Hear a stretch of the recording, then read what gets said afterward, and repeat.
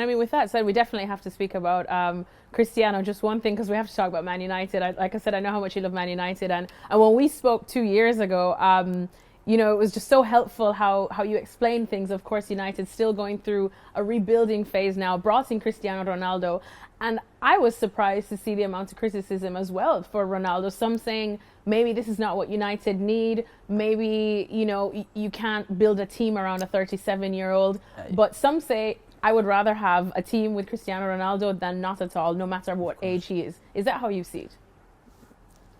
When you have a player who scores, I think it was 24 or 25 goals last season, how can you say this player is not for the team? Was the top scorer of the team, one of the top scorers in Europe.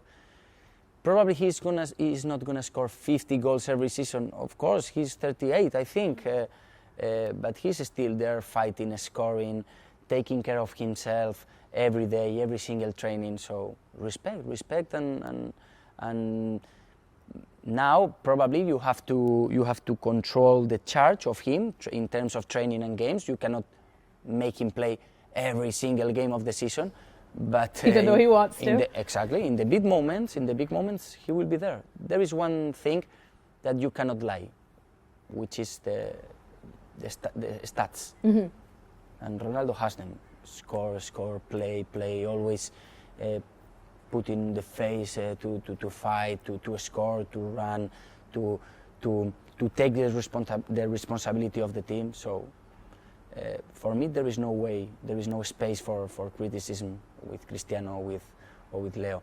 Of course, everyone's gonna talk about them because they are probably the two best players in the history of football. But what they are doing and what Cristiano is doing for Manchester United, for me, as they say in France, chapeau. I mean, someone else that you have a lot of respect for that we talked about 2 years ago, who you said you think can be a key player and an important player, if not the most important player for Man United, is Marcus Rashford. And he endured a pretty tough season, I would say, last year too. You know, he spoke about it, and now he seems to be finding his feet again under Ten Hag. How do you see it now? Do you think he still can be that player for United? Of course, I think he's showing that. He shows he makes the difference when he's fit and when he's in a good moment.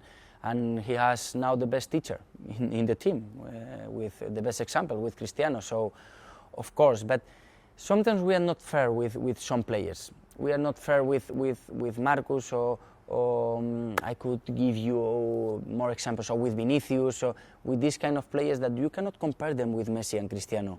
Because it's like if the Spanish midfielders, we are compared with Xavi or Iniesta. We're gonna lose, of course, but you have to judge them individually. Marcus can be a fantastic player for Manchester United. He is, in fact, he has done some amazing things at the club. But you cannot ask him to do what Cristiano has done during his career, because that wouldn't be fair. And Marcus has everything to become one of the biggest United players in the history. And as you say before, he's back at his best. He's scoring, he's helping the team. And as a United fan that I consider, I like the club, is my club in the UK. And I loved my time there. I follow all the games, I follow all the results. I still in contact with David, and I want United to win every single game because I love the club. So I am optimistic. Even in the bad moments, I keep optimistic because of the fans, because how big is the club. It's true that they've been already 3-4 years without trophies, but things take time. Liverpool, we talked before the interview, Liverpool, they were a long time without trophies. They continued doing the things and they did great, and now they are back in the... They have trophies back in the museum, and United, I'm sure they will do that, and that will not take 30 years for sure. I don't know if we can afford 30 years. Exactly. Well, someone, you know, who feels like they've been around for 30 years, you just mentioned him, David De Gea. I mean, I feel like goalkeepers don't get the love and respect sometimes that they deserve, especially now in this new era of goalkeeping. Everyone wants to play with their feet more, play out from the back. Look at Alisson, Ederson, etc. But David has been through ups and downs at Man United, and now ups again, and he's still there. What is it about him that keeps him going like this? In my opinion, David has had much more ups than downs. He was 5 years in a row, if I'm not wrong, or 4 years in a row in the Premier League's Team of the Year, which is not easy. I think no one has done it.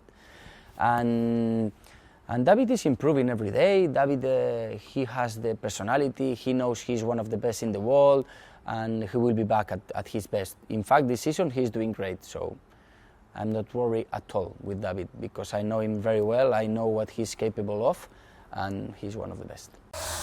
Thanks so much for watching ESPN on YouTube, and for more sports highlights and analysis, be sure to download the ESPN app, and for premium content and live streaming, subscribe to ESPN Plus.